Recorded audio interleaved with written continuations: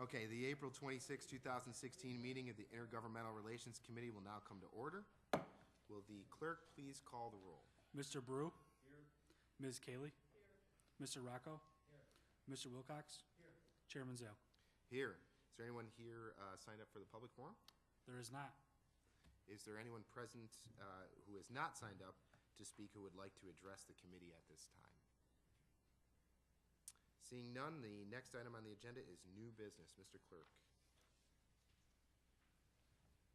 Referral 16-143, authorize. Moved by Legislator Bruce, seconded by Mr. Rocco. Is there any discussion on this? Legislator Cayley. Thank you. Through the chair to the administration, do we currently have youth in Ontario County?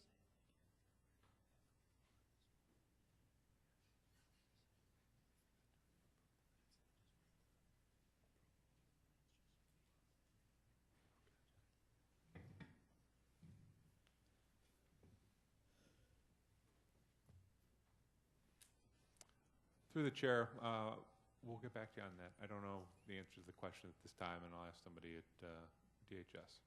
Okay, thank you. And then through the chair,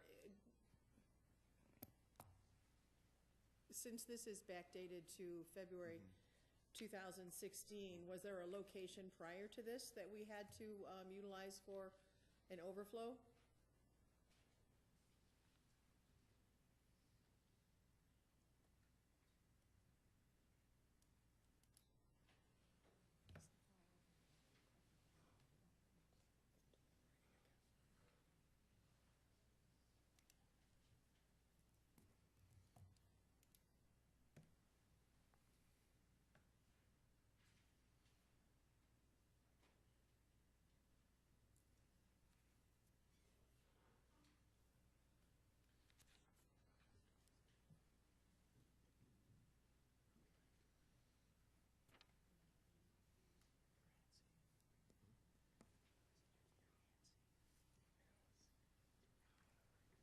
Through the chair, could you please repeat the question?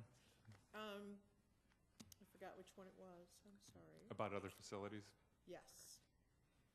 Prior to this, was there a facility that we used prior to February 2016 for overflow? Through the chair, yes. Prior to this, we used facilities in Jefferson and Oneida counties, so this is a reduction in driving time. Thank you. Yeah. I guess I'm a little surprised. Thank you. That would lead into the other question through the chair. Is there no closer location than Hopewell?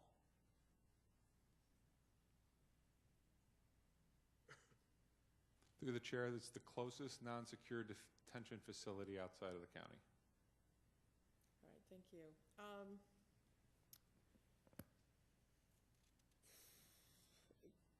I have a number of questions that address this, and I guess through the chair, what I'm most concerned with is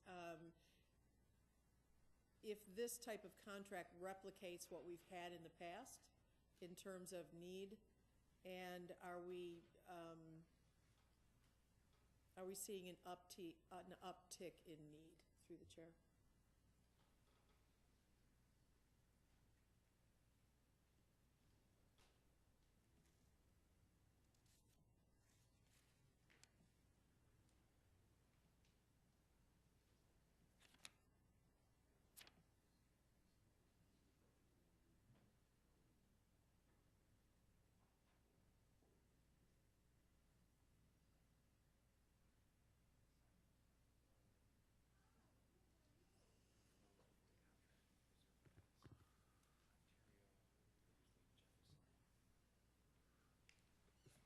Through the chair, in answer to that, I think I can answer starting with the second half of your question, that the number of pins placement is in fact up.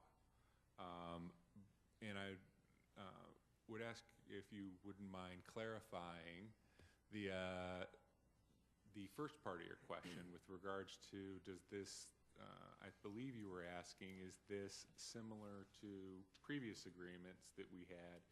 And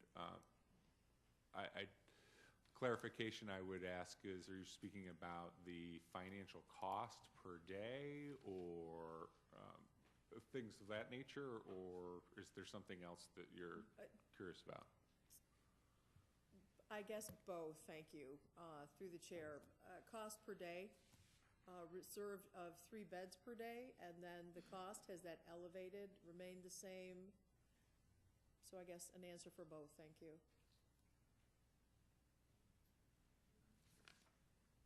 I'm sorry, through the chair, could you repeat the question one more time? We have some subject matter experts that have joined us that might be able to provide greater detail on it. And they were just walking into the room. I'll give it a shot. Is this, through the chair, a like contract as in past years with regards to cost, number of beds that are reserved, and the anticipated cost of extra beds, additional beds?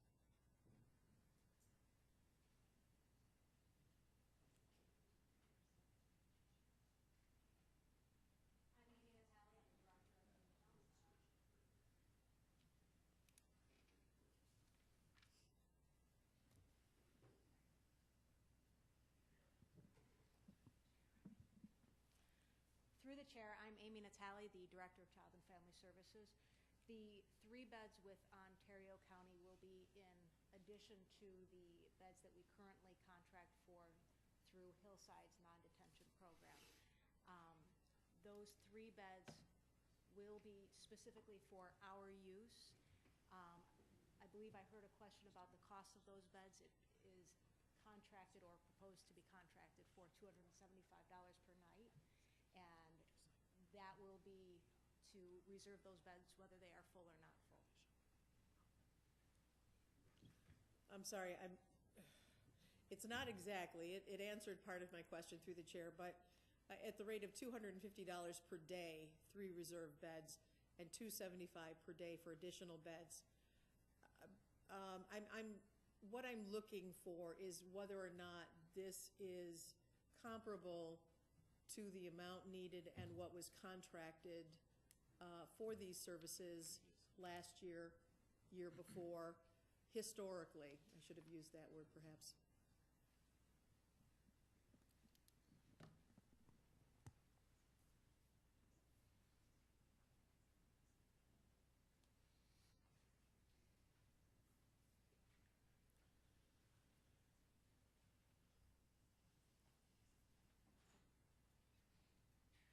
Through the chair, we contracted for the same number of beds last year at the same cost. Thank you. And then one last question. This is strictly from, through the chair, February 16 to September 30th, 2016. And I'm not seeing a renewal. So what would be anticipated at the end of September 2016?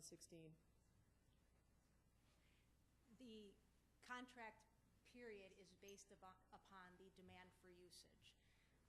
We see a decrease often in the need for the non-secure beds in September. The plan would be that if we see a continued use of those non-secure detention beds through 2016, that we would recontract for them again in January. I'm sorry, I didn't get the last, through the chair, the last thing you said. Through That if through 2016 we continue to use those beds regularly, that in January we would assess for the need to recontract for those 3 beds for 2017. All right, thank you. And then through the chair. So this is through September 30th, 2016. For the period of October, November, and December, what would the plans be if you were going to recontract in January of 2017?